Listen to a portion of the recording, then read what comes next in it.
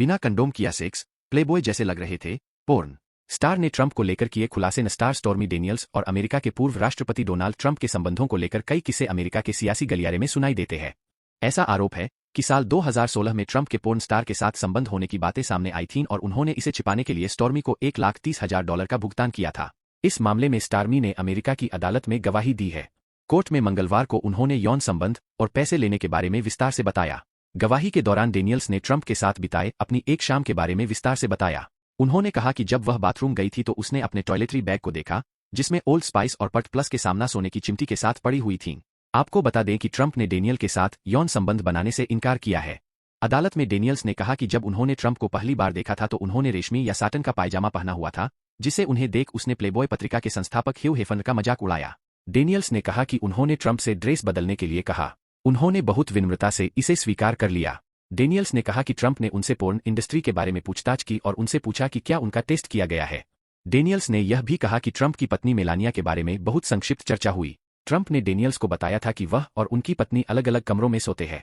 Daniels ने कहा कि जब ट्रंप स्वीट में अपने बॉक्सर और टी शर्ट में बिस्तर पर आए, उन्हें टॉयलेट का उपयोग करना पड़ा। डेनियल्स ने यह भी कहा कि उन्होंने ट्रंप के टॉयलेटरी बैग को देखा जिसमें ओल्ड स्पाइस और पट प्लस की वस्तुएं सोने की चिमटी के साथ पड़ी थीं।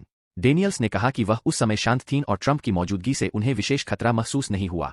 उन्होंने यह भी कहा कि उनका अंगरक्षक पास में ही मौजूद था। एडल्ट स्टार ने गवाही दी कि ट्रंप ने कंडोम नहीं पहना था। जाते समय ट्रंप ने उसे हनी बंच कहा और जल्द मिलने का वादा किया।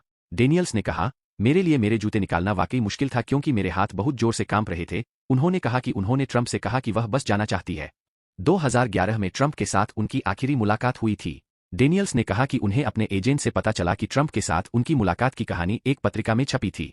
डेनियल्स ने कहा कि 2007 की गर्मियों में लॉस एंजिल्स में एक अधिक अंतरंग मुलाकात के दौरान ट्रंप फिर से सेक्स के लिए प्रपोज करने की कोशिश की, लेकिन उन्होंने उन्हें बताया कि वह मासिक धर्म से गुजर रही थीं।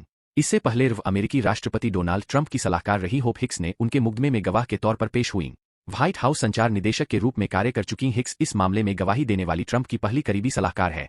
हिक्स ने ट्रंप के 2016 के प्रचार अभियान प्रेस सचिव के रूप में कार्य किया और उनके प्रशासन में शामिल होने वाले शुरुआती अभियान कर्मचारियों में से एक थीं।